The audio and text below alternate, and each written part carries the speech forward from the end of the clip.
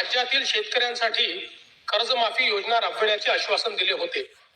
त्याकरिता समिती गठीत केली आहे. राज्यातील 30 सप्टेंबर 2025 रोजी पीक कर्ज थकीत असणाऱ्या पात्र शेतकऱ्यांना 2 लाख रुपयापर्यंत कर्जमाफी देणारी पुण्यश्लोक अहिल्यादेवी होळकर शेतकरी कर्जमाफी योजना मी आज जाहीर करीत आहे.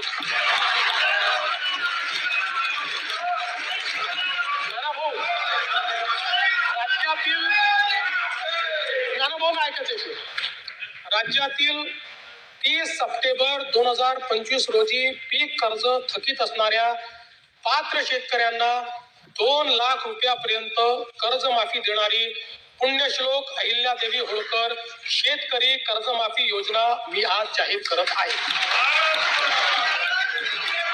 जे शेतकरी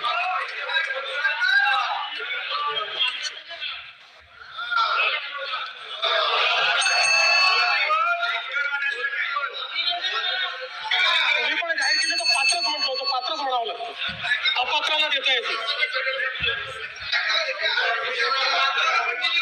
ऐका, पुढे अजून संपलं नाहीये. अरे अजून संपलं नाही, थांबा रे बाबा. शांत बसा. जे शेतकरी कर्ज घेऊन नियमित परतफेड करतात अशा शेतकऱ्यांना प्रोत्साहन देण्याच्या हेतूने नियमित कर्ज परतफेड केलेली असल्यास अशा पात्र शेतकऱ्यांना 50,000 रुपयापर्यंत प्रोत्साहनपर लाभ देण्यात येईल. कर्जमाफी तसेच प्रोत्साहनपर लाभ देण्याबरोबर कोकणाला हे जास्त महत्वाचं आहे, कारण कोकणातले लोक सगळे कर्ज परत करतात. कर्जमाफी तसेच प्रोत्साहनपर लाभ देण्याबरोबरच राज्यातील बँकिंग यंत्रणा सक्षम असावी यासाठी समितीच्या शिफारसीतील निकषानुसार निर्णय घेण्यात येईल. शेतकरी वारंवार कर्जबाजारी न होता त्याला कायमस्वरूपी कर्जमुक्त करण्याचा शासनाचा संकल्प असून याबाबत समितीच्या शिफारसी अनुसार दीर्घकालीन उपाययोजना करण्यात येत आहेत. अनुसूचित जाती घटकांच्या सर्वांगीण विकासासाठी राजश्री शाहू महाराज शिष्यवृत्ती योजना, विद्यार्थी वसतिगृहे, भारतरत्न डॉक्टर बाबासाहेब आंबेडकर कृषी स्वावलंबन योजना, लोक साहित्यरत्न लोकशाहीर अण्णाभाऊ साठे नागरी वस्ती सुधार योजना इत्यादी योजना राबविण्यात येत आहेत. महात्मा फुले मागासवर्गीय विकास महामंडळ, साहित्यरत्न लोकशाहीर अण्णाभाऊ साठे विकास महामंडळ, संत रोहिदास चर्मोद्योग आणि चर्मकार विकास महामंडळाद्वारे अनेक योजना राबविण्यात येत आहेत. सन 2026-27 मध्ये अनुसूचित जाती घटक कार्यक्रमाअंतर्गत 23,150 कोटी रुपये इतका नियतव्यय प्रस्तावित आहे.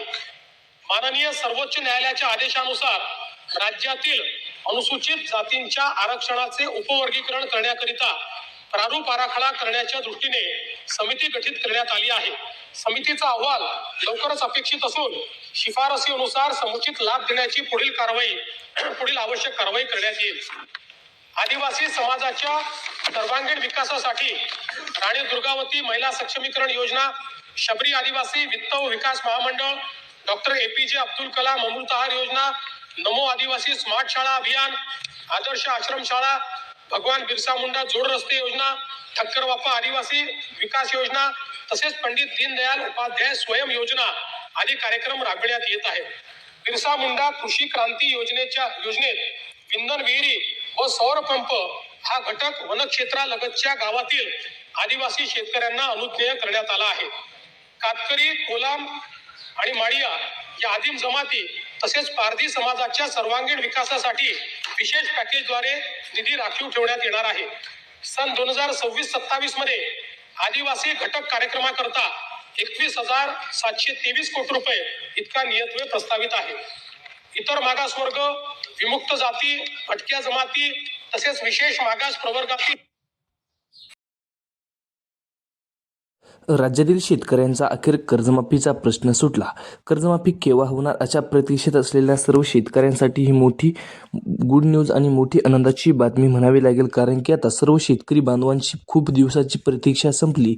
आमची कर्जमाफी होणार का, आमची कर्जमाफी होणार तर केव्हा होणार, अशा प्रतीक्षेत असलेल्या सर्व शेतकरी बांधवांसाठी ही मोठी गुड न्यूज आणि मोठी आनंदाची बातमी म्हणावी लागेल, कारण की आता तुमची कर्जमाफीला पूर्णपणे गती लागलेली आहे. आताच मुख्यमंत्री यांनी कर्जमाफीची अपडेट देताना सांगितले की आता सर्व शेतकऱ्यांची 2 लाखापर्यंतची नियमित कर्जाची परतफेड करणाऱ्या शेतकऱ्यांना 50,000 पर्यंतचं प्रोत्साहनपर राशी देण्यात येणार आहे. म्हणजेच की त्यांना 50,000 पर्यंतचा सूट देण्यात येणार आहे. आपण जर पात्र शेतकरी असाल तर तुमच्यासाठी चांगलीच दिलासा देणारी बातमी म्हणावी लागेल, कारण की आता तुमच्यासाठी सुद्धा मोठी आणि आनंदाची गोष्ट म्हणावी लागेल. तुमची कर्जमाफी केव्हा होणार अशा प्रतीक्षेत असलेल्या सर्व शेतकरी बांधवांसाठी ही मोठी आनंदाची बातमी आहे, कारण की आता तुमची कर्जमाफी आता लवकरच होणार असल्याची माहिती स्वतः देवेंद्र फडणवीस यांनी आत्ताच पत्रकार परिषदामध्ये सांगितले आहे की शेतकऱ्यांची आम्ही कर्जमाफी करणार आहोत. म्हणजेच की आता तुमची कर्जमाफीला पूर्णपणे वेग लागला असून तुमची कर्जमाफी आता